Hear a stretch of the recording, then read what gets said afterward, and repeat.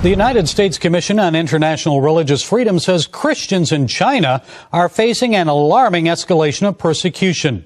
This week, Public Security Bureau police invaded and shut down Zion Church in Beijing. Moments before that raid, this sign appeared just outside the church sanctuary. Now it looks like this. PSB agents removed the sign. No church here. Members of Zion Church were not deterred. Although authorities closed their building, they continued to pray and worship outside in the street.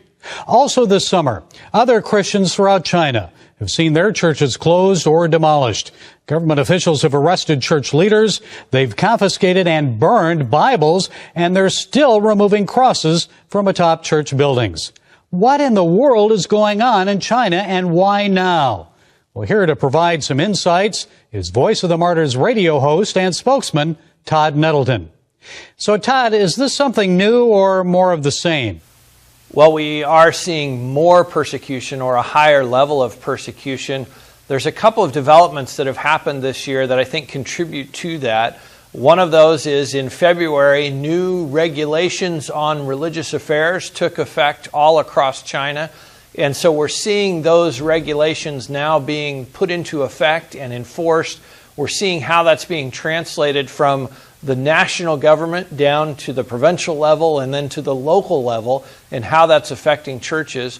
Another thing that affects this is the fact that in March, Chinese President Xi Jinping was essentially given a lifetime contract. He was renewed his presidency and was told that term limits are no longer apply to you. So he can essentially serve as president for as long as he wants.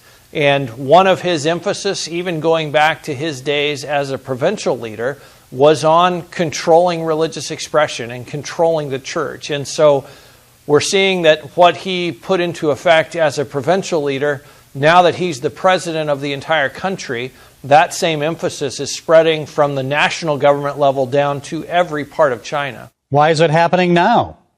Well, our Christian brothers and sisters in China are telling us that this is the worst persecution they've seen, even going back to the Cultural Revolution. And what's happening is the government at the national level is trying to exert more and more control over religious expression.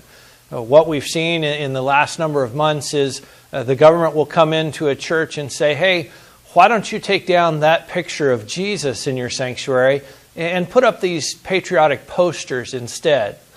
Why don't you not sing hymns to start out your service? Why don't you sing some patriotic songs about the wonderfulness of the Communist Party? One pastor in Beijing not long ago was told by the government, they said, Pastor, we don't mind if you continue holding your services. We just want to put this camera on your platform looking out at the audience, and it's attached to facial recognition software so that we can tell who comes to church on Sunday and who's there and what they're doing and how involved they are. The pastor obviously said, no, we're not going to allow you to do that. And just last weekend, that church was shut down. Officials came to the service. They said, nope, you are closed. You cannot meet anymore. So basically, the national government is making more and more effort to control every facet of religious expression in China. And this is not only affecting Christians. There are tens of thousands of Muslims in Western China that have been detained, and they're also seeking to control religious expression by Muslims as well. What impact is this likely to have on the church and Christianity in China? The larger gatherings may stop for a while, may be put on hold, and we will see more and more smaller gatherings.